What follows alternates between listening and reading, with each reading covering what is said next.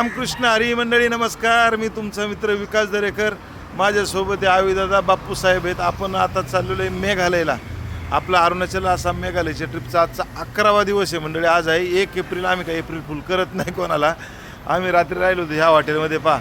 पाठीमागं बाप्पू साहेब किती होतं भाडं सांगा आजच्या रूमचं? 2000 रुपये होतं. काय बार्गेनिंग केलं, 1 रुपया सुद्धा कमी केला नाही त्यांनी म्हणले. हा, त्याच्यामुळे ना. आणि इथं एवढा मोठा घाट लागला आहे बघा समोर. थांबा हे पहा मंडळी, आता पुढे आहे ना असा घाट लागला आहे बघा. इकडे आहे ना, आता म्हणलं रात्रीची राहायची तर काही सोय नाही. आणि हे बघा रस्ता बघा इकडे समोर बरं का. इकडे आहे ना वळणाचा रस्ता आहे एकदम.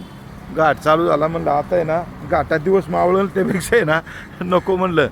हे मंडळ आहे बघा, इथं हे हॉटेल होतं. कुठलं गाव आहे काय माहिती बात आहे. काय आहे बाप्पू, घाट लागलाय बा. म्हणजे इथून पुढे गेलं की शिलाँगला एक रस्ता जातो आणि एक गुवाहाटीमध्ये. आता इथून साधारणपणे शिलाँग असेल तरी बाप्पू नाही 2-2.5 तासाचा प्रवास आहे साधारणपणे, आहे का नाही? म्हणजे मग 2.5 तासाचा प्रवास आपल्याला करायचा. शिलाँगला जाऊ मंडळी. शिलाँगमध्ये डावकिरीवर पाहिजे आपल्याला. अजून काय काय पॉईंट आहेत ते पण पाहिजे. तोपर्यंत तुम्ही पण जरा काहीतरी सजेशन द्या. कुठले पॉईंट आहेत राहिलेले पाहिजे, कुठले नाही राहिलेले. हां हे बा पाठीमागे हॉटेल कसं ते चांगलं होतं बरं का. पण नाश्ता करून जाऊ वाटलंच तर काय हरकत नाही.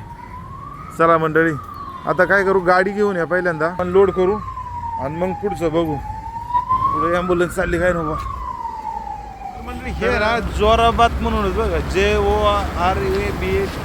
JORABAT जोराबाद म्हणून गाव होतं इथं.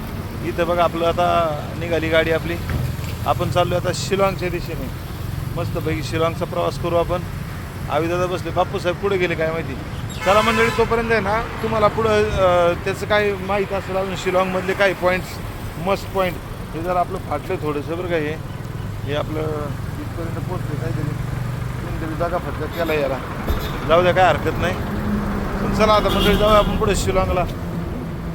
रामकृष्ण हरी.